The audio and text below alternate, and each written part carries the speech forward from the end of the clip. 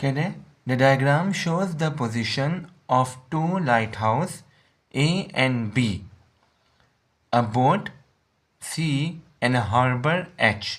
ये रहा ए, ये रहा बी और ये रहा मेरा सी। ओके, हार्बर ये रहा मेरा एच। कह रहे C is due east of B, मतलब ईस्ट हम बी के ईस्ट में क्या है मेरा सी है। ओके, कह रहे find the bearing of the harbour. Harbour का है मेरा नीचे, ये रहा harbour from boat C. C हमें क्या निकालना है, याद रखिएगा बेयरिंग निकालनी है। जब भी बेयरिंग निकालनी होती है तो हमेशा याद रखिएगा जब भी फ्रॉम आ जाए ऑलवेज रिमेंबर बेयरिंग में ऑलवेज हमारा क्या आता है, हमेशा फ्रॉम आता है। फ्रॉम के बाद जो भी अल्फ़ाबेट लिखा हुआ होगा हम वहाँ से बनाएंगे। क्या चीज़ बनाएंगे, नॉर्थ। जब हमें बेयरिंग में north, north, south, east, west बनाना होता है सबसे पहले। तो हम लोग सिंपली चेक करते हैं, जब भी याद रखिएगा बेयरिंग आ जाए और फ्रॉम के बाद वाला आ जाए तो हम लोग क्या बनाएंगे, नॉर्थ, साउथ और ईस्ट, वेस्ट। ओके, तो हमने क्या बनाना है बेयरिंग में, इसमें यहाँ पे ये हो गया, बिल्कुल स्ट्रेट खींचेगा।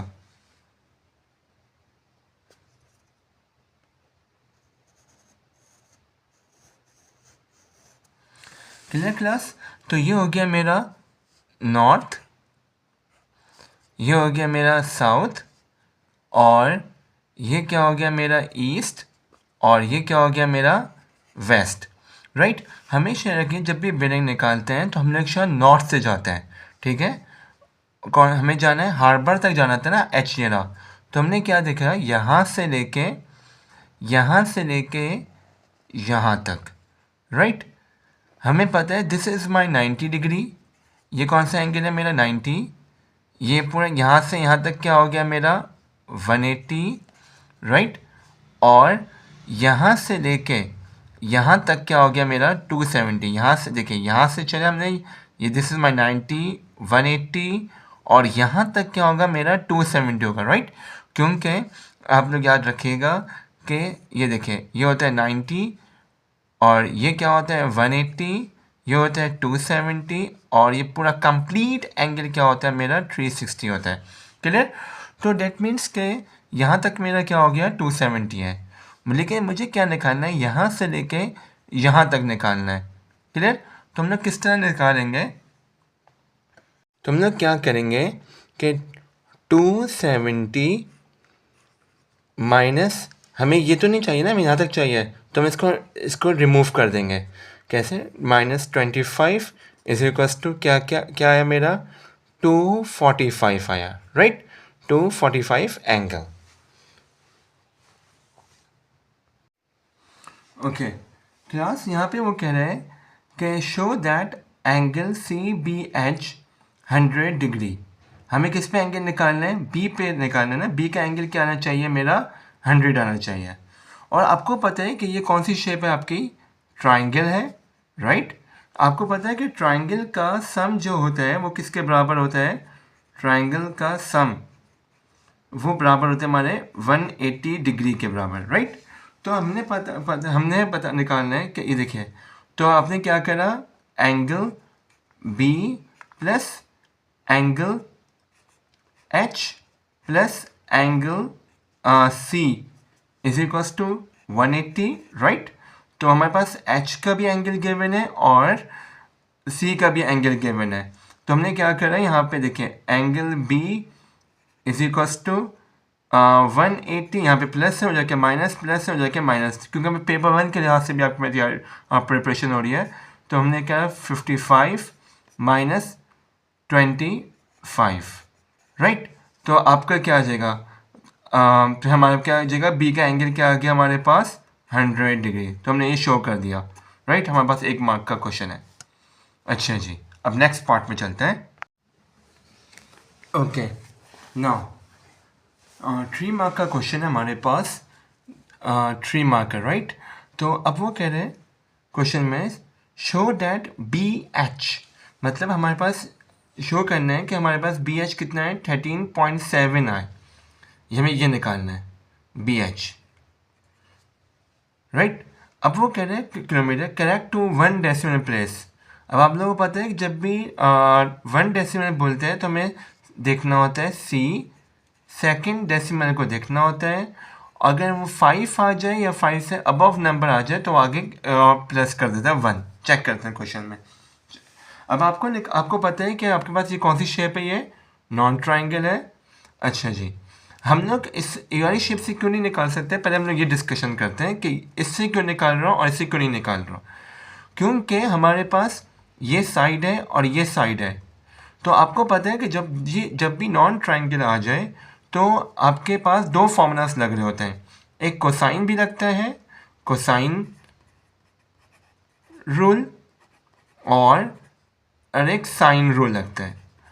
तो साइन रूल हमें ये बताता है कि यहाँ पे इन दोनों में हमारे पास एंगल्स मौजूद होते हैं या एंगल निकालना होता है, ना यहाँ का एंगल मेरे पास है ना यहाँ का एंगल है, राइट। तो जब भी हम लोग इस क्वेश्चन से निकालेंगे किस तरह, ये देखिए आपके पास ये वाला एंगल है, इसके सामने ये वाली साइड आ गई, this is my capital C, तो ये क्या होगा मेरा स्मॉल सी होगा, राइट। और आपने सेकंड पार्ट में निकाल लिया था बी का एंगल भी निकाल लिया था, लेकिन क्लास अब आपके ऊपर है कि आप इससे चाहें यूँ निकालना चाहें, लेकिन हमारे पास ना ये वाली साइड ये वाला एंगल क्यों नहीं ले रहा, उसकी मैं आपको रीज़न बताता हूँ। क्योंकि ये वाला एंगल तो मेरे पास है, लेकिन इसके सामने वाली ऑपोजिट वाली साइड नहीं है। इस यहाँ पे भी इसके ऑपोजिट वाली साइड नहीं थी और यहाँ पे भी नहीं है। मुझे तो ये निकालना है ना, तो जब भी मैं क्या प्रेफर कर रहा हूँ, ये वाला एंगल प्रेफर कर रहा हूँ, बी वाला क्यों ले रहा हूँ, क्योंकि मेरे पास ये वाली साइड भी मौजूद है और ये वाला एंगल भी मौजूद है, राइट। तो हम लोग कौन सा लगा सकते हैं, हमें पता है साइन रूल में हमने पहले भी, मेरे अगर लास्ट वीडियो में था तो मैंने लास्ट वीडियो में बताया है कि साइन रूल जो लगाते हैं कि आपके पास अगर टू साइड्स गिवन हो और वन एंगल गिवन और सेकंड एंगल फाइंड आउट करना है, तो हम लोग साइन रूल लगा सकते हैं। और आपके पास साइन रूल एक और भी लगता है हमारे पास कि अगर टू एंगल्स गिवन और वन साइड गिवन हो और सेकंड साइड मालूम करनी हो, राइट, फाइंड आउट करनी हो, तो हम लोग क्या लगा सकते हैं, साइन रूल लगाते हैं, राइट। तो आपके पास ये देखिए मैंने ना इसमें ना नोट डाउन कर लेगा इसको। अच्छा जी, two angles given, one side given और सेकंड साइड मालूम करनी हो, फाइंड आउट करनी हो। तो हमें फ़िलहाल यहाँ पे क्या था, हमें ये वाला एंगल मालूम करना, ये वाली साइड मालूम करनी है और ये वाला एंगल भी है और ये वाली साइड भी है। तो हम लोग लिखते हैं क्वेश्चन में, तो हमने देखा B upon sine angle B is equals to C के सामने वाली हमें फाइंड आउट करनी है ना, तो हमने क्या लिखा, सी अपॉन साइन एंगल सी। कोई इशू, हमारे पास b की साइड भी मौजूद है, ये होती है मेरी स्मॉल b, ये हो गया मेरा स्मॉल c और ये हो गया स्मॉल h, राइट। कैपिटल के सामने स्मॉल रखकर, राइट, ऑपोजिट में। अच्छा जी, तो हमने यहाँ पे देखा हमारे पास b की जो साइड थी वो कितनी थी, 32 थी, 32 upon sine 100 is equals to C find out करना है, सी अपॉन साइन एंगल क्या है मेरा सी का 25। कोई इशू, जब भी नॉन ट्राइंगल निकालते हैं तो हमारे पास साइन रूल लगता है या कोसाइन रूल लगता है, नॉन ट्राइंगल।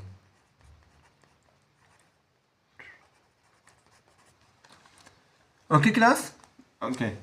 अब हमने यहाँ पे ये डिवाइड वहाँ जाके ये मल्टीप्लाई, फिर इसको हम कर लेते हैं, थोड़ा सा वर्किंग करना है क्योंकि 3 मार्क्स का क्वेश्चन है। तो हम यहाँ पे लिखते हैं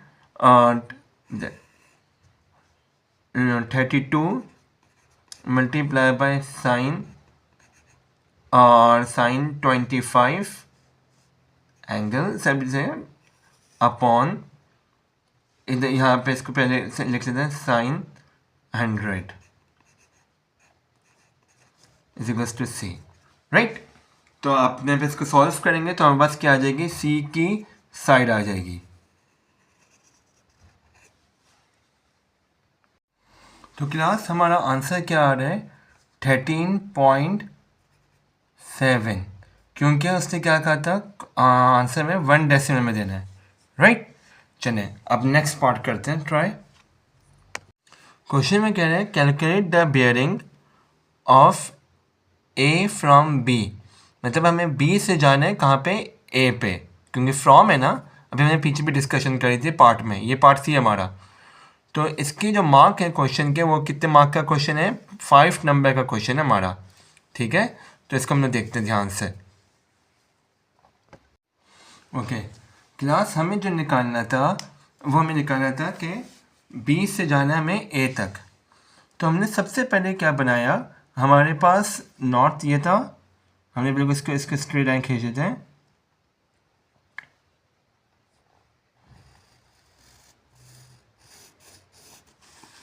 राइट। हमारे पास ये रहा नॉर्थ साउथ ईस्ट वेस्ट, ये आपको ना बनाना ज़रूरी है। अगर आपने ये नहीं बनाया क्लास तो आपके लिए फिर प्रॉब्लम क्रिएट हो जाएगी,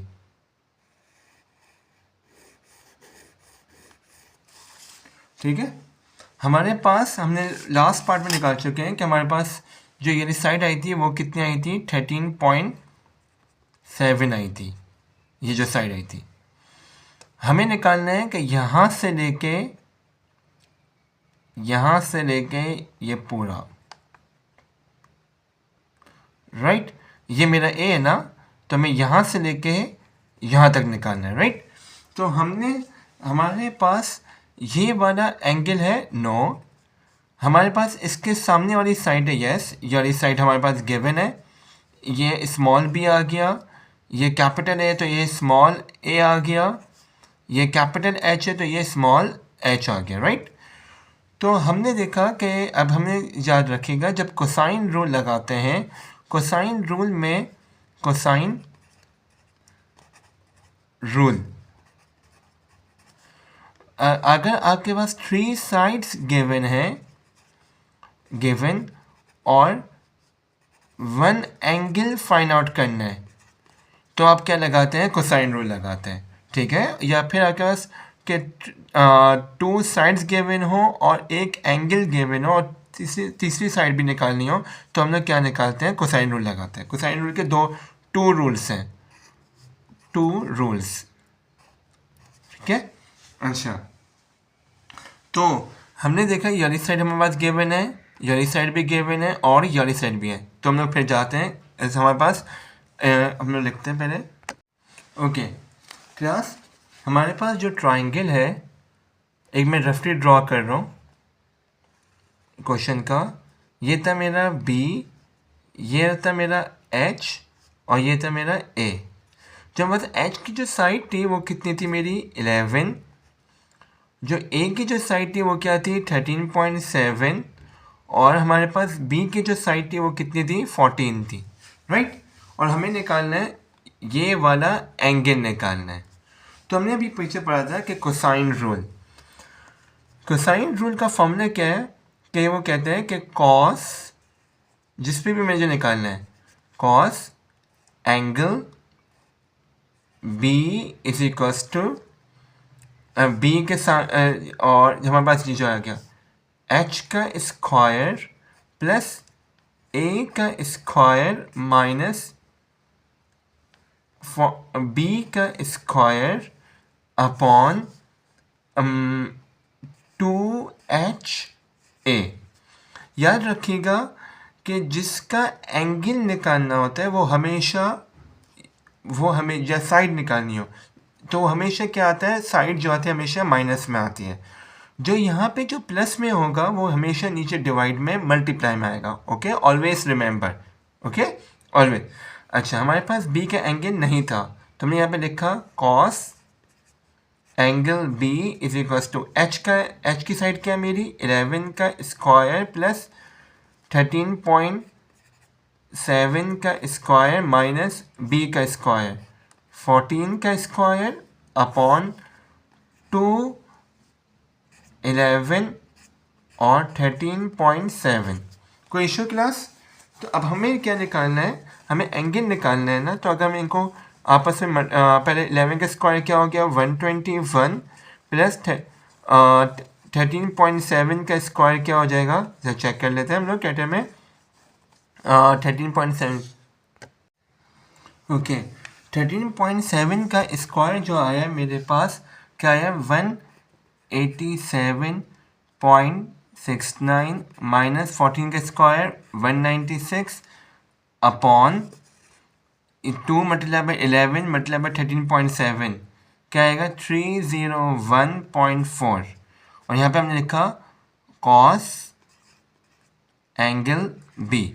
इनको हम सॉल्व करेंगे, ये देखिए यहाँ पे ये एंगल निकालना है ना, यहाँ पे इससे मल्टीप्लाई वहाँ जाके क्या हो जाएगा, हमेशा ऑलवेज रिमेंबर हमने पिछली हमारे पास अगर पिछली बार आपने वीडियो देखी हो तो मैंने आपको बताया था कि कॉस हो टेन हो या साइन हो तो हमेशा जब भी एंगल निकालना होता है तो वो वहाँ जाके इन्वर्स हो जाता है। तो हम लिखेंगे cos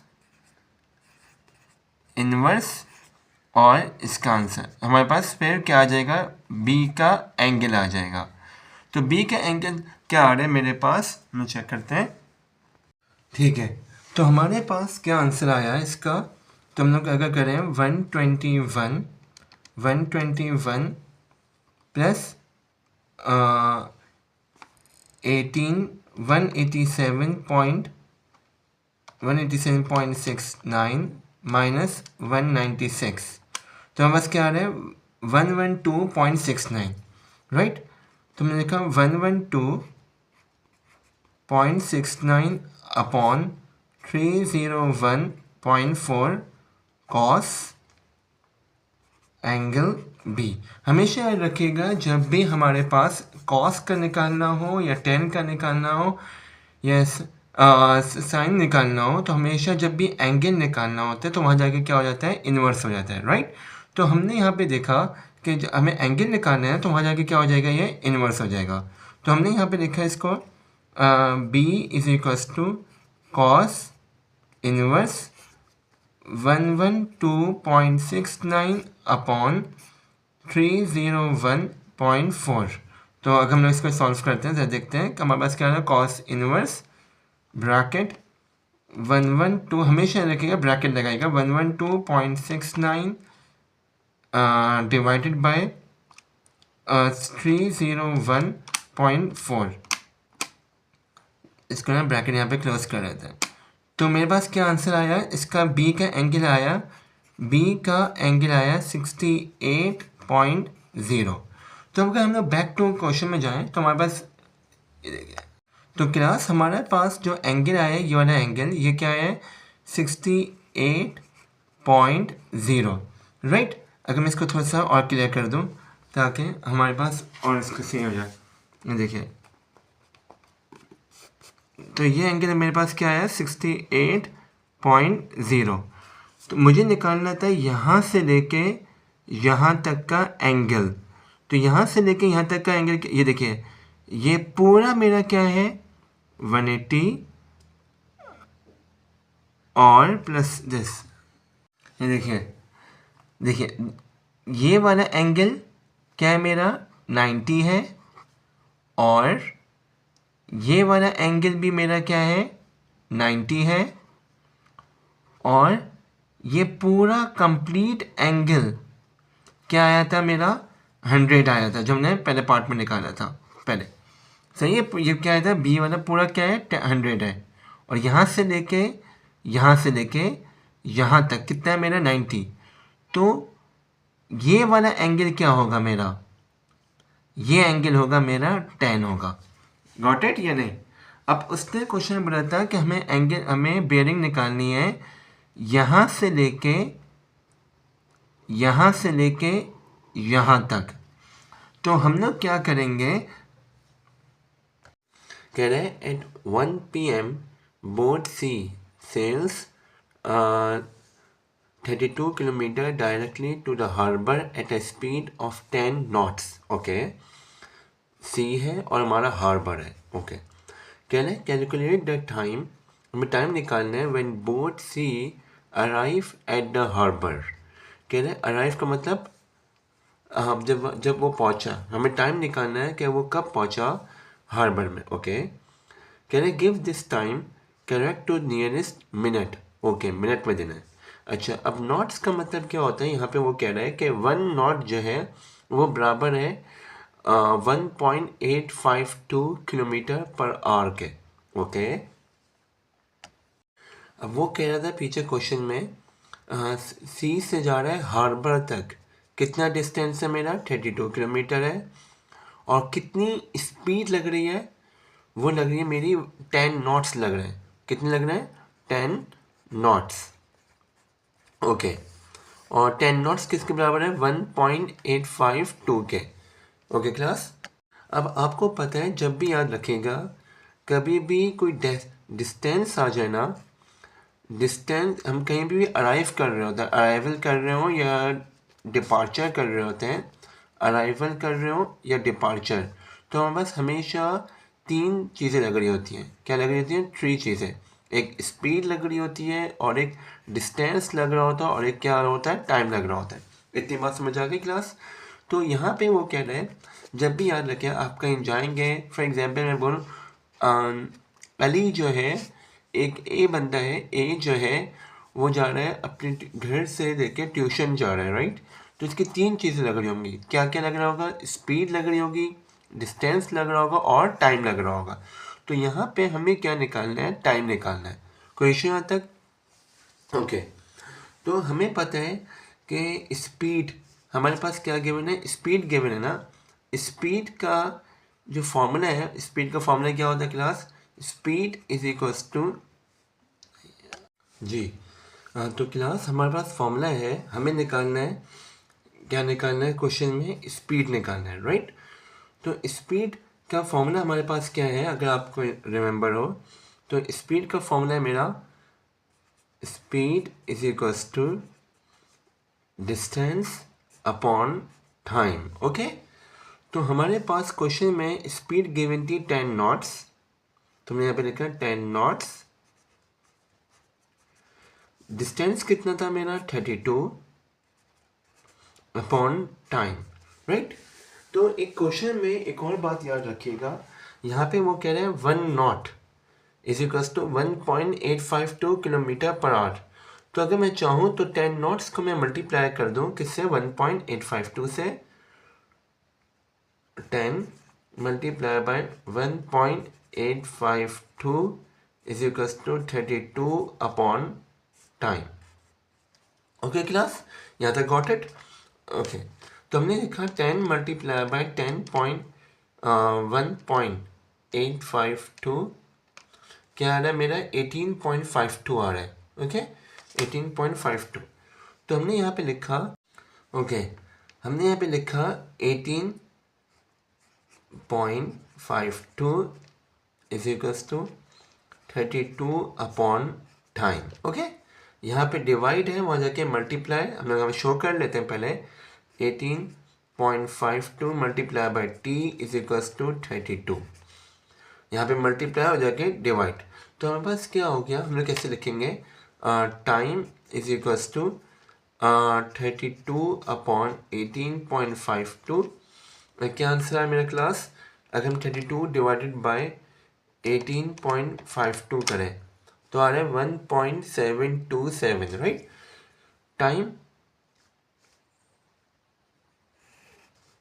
time is equals to 1.727 kilometre per hour आ रहा है, राइट। ये क्लास हमारा आंसर आ रहा था जब हम 32 को डिवाइड करेंगे, 32 डिवाइडेड बाय 18.52 को, तो आंसर मेरा आ रहा है टाइम का 1.727, राइट। तो अब हम यहाँ ये आ रहा है किलोमीटर पर आवर, लेकिन क्वेश्चन में उसने क्या बोला था कि हमें क्या निकालना है, मिनट निकालना है, राइट। तो हमने इसको क्या करेंगे, जब हमें पता है कि जब भी किलोमीटर को सॉरी आवर्स को मिनट जाना होता है तो हम लोग क्या करते हैं, मल्टीप्लाई बाय 60। तो मैंने क्या करा, इसको 1.72 को हम लोग क्या कर देंगे, मल्टीप्लाई बाय, तो क्लास हमारा आंसर आ रहा है 1.72 किलोमीटर पर आवर। अब हमें किस में करना है, इसको मिनट्स में देना है ना आंसर। तो हम लोग क्या करेंगे, 1.727 मल्टीप्लाई बाय 60। क्योंकि मैं आपको रिपीट कर देता हूँ कि जब भी मिनट को आवर्स को मिनट करते हैं तो मल्टीप्लाई बाय 60 करते हैं, हमने पहले ये पढ़ा है। तो हमारे पास आंसर क्या आ रहा है, 103.6 है ना, तो मैं इसको राउंड ऑफ, 103.6 है तो मैं इसको राउंड ऑफ कर रहा हूँ 104 में। ओके, इसको मैं राउंड ऑफ कर लेता हूँ क्योंकि मिनट्स में लिए आसानी हो जाएगा फिर।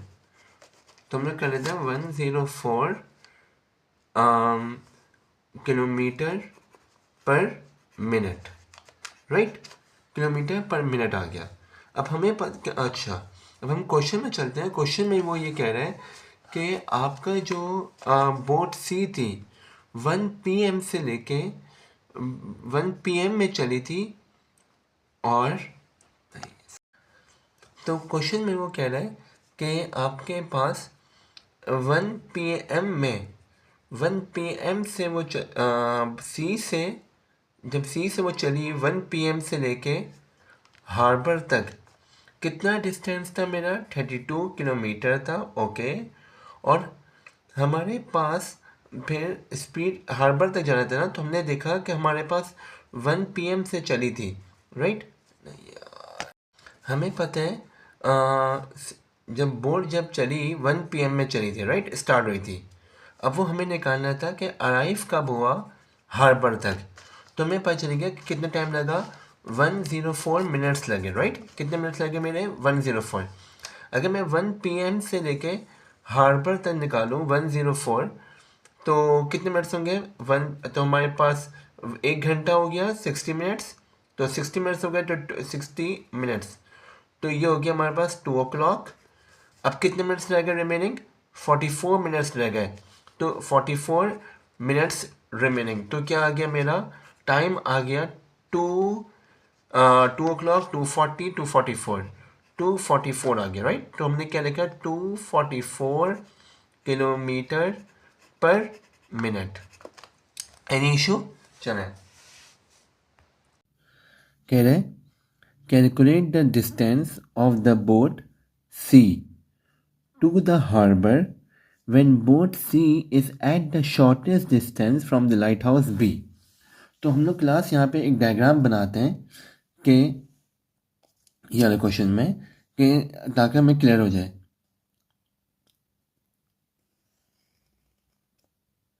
ठीक है, ये देखिए, ये क्या था मेरा, बी था लाइट हाउस। ओके, ये क्या था मेरा, सी था, हम क्वेश्चन पढ़ते हुए आ रहे हैं, बोट। सी क्या थी मेरी, बोट थी। ओके, और लाइट और हार्बर कहाँ था मेरा, ये था एच, ये हार्बर था। ठीक है क्लास। तो हमने यहाँ पे देखा क्वेश्चन में, अब वो ये वाला एंगल हमारे पास क्या था, 55 था, और ये वाली जो साइड थी वो क्या थी मेरी, 13.7 थी, राइट, 13.7। क्लास ये क्या लेंथ थी, 13.7 थी। अब वो कह रहे हैं क्वेश्चन में हमें क्या निकालना है, शॉर्टेस्ट डिस्टेंस निकालना है from the lighthouse B. मतलब बी से लेके, बी से कहाँ जाना है, फ्रॉम है ना, मतलब बी से हमें कहाँ निकालना है, सी तक का शॉर्टेस्ट। तो ये क्या होगा, मेरा शॉर्टेस्ट डिस्टेंस होगा। क्लियर, क्योंकि वो क्या कह रहा है क्वेश्चन में, जरा ध्यान से देखिए क्या कह रहा है, from the lighthouse B, मतलब बी से लेके हमें क्या निकालना है, डिस्टेंस निकालना है कहाँ का, सी तक का। तो ये क्या होगा, मेरा शॉर्टेस्ट डिस्टेंस होगा। Okay, got it. दोबारा रिपीट कर दो। चले हम लोग क्वेश्चन स्टार्ट करते हैं। यहाँ पे हमेशा याद रखिएगा, जब भी हमारे पास ये देखिए एक लाइन ये जा रही है हमारी, ये दिस इज माय परपेंडिकुलर, देखिए ये और ये क्या होगा, ये मेरा परपेंडिकुलर में हमेशा क्या बनता है, मेरा 90 डिग्री बनता है। तो हमारे पास ये हो गया हाइपो, ये क्या हो गया हाइपो, ये क्या हो गया परपेंडिकुलर, और ये क्या हो गया बेस हो गया। तो हमने यहाँ पे फॉर्मूला लगाया कि कॉस का कॉस हमारे पास cos angle is equals to B upon H, right. तो हमारे पास हमें यह डिस्टेंस निकालना है ना, शॉर्टेस्ट डिस्टेंस का। इसमें हम लोग क्या करेंगे, एक मिनट। अच्छा, इस क्वेश्चन में ना बच्चे थोड़ा सा कंफ्यूज हो जाते हैं कि वो समझते हैं कि हमें शॉर्टेस्ट डिस्टेंस निकालना है। हमें शॉर्टेस्ट डिस्टेंस नहीं निकालना, हमें निकालना है डिस्टेंस निकालना है जो सी से लेके हार्बर तक का हो, सी से लेके हार्बर का। लेकिन क्या होना चाहिए, शॉर्टेस्ट डिस्टेंस होना चाहिए। 20 से लेके 20 ये हमारा शॉर्टेस्ट डिस्टेंस था। वो कह रहे हैं यहाँ पे, वो कह रहे हैं कि बी से लेके सी तक का जो शॉर्टेस्ट डिस्टेंस है, हमें ये नहीं निकालना, हमें निकालना है ये निकालना है शॉर्ट। ये बात क्लियर। तो हम लोग क्या करेंगे, तो हमारे पास ये एंगल क्या था, 55 था। तो मैंने लिखा cos 55 इज इक्वल्स टू, हमें ये निकालना है डिस्टेंस। तो हमारे पास क्या हो गया, b अपॉन h, ये क्या हो गया 13.7 सॉरी 13.7। कोई क्लियर, यहाँ पे डिवाइड है और जाके मल्टीप्लाई। तो हमारे पास क्या आया, cos 55 ब्रैकेट क्लोज कर लेते हैं, मल्टीप्लाई बाय 13.7। तो ये क्या आया, मेरा डिस्टेंस क्या आया 7.85। क्या क्लास, क्या डिस्टेंस आया 7.85। क्लियर। दोबारा रिपीट कर दूं, ये देखिए क्वेश्चन में हमारे पास क्या कह रहा था कि बी से लेके सी तक का शॉर्टेस्ट डिस्टेंस है, ठीक, ये आ गया शॉर्टेस्ट डिस्टेंस। लेकिन वो क्वेश्चन में ये नहीं कह रहा फाइंड द शॉर्टेस्ट डिस्टेंस, वो ये कह रहे हैं कि आप निकालिए सी से लेके हार्बर तक का डिस्टेंस, सी से डिस्टेंस निकालिए सी से लेके हार्बर तक का। तो ये था सी से लेके हार्बर और शॉर्टेज। क्लियर, जो हमारे पास आ गया 7.85।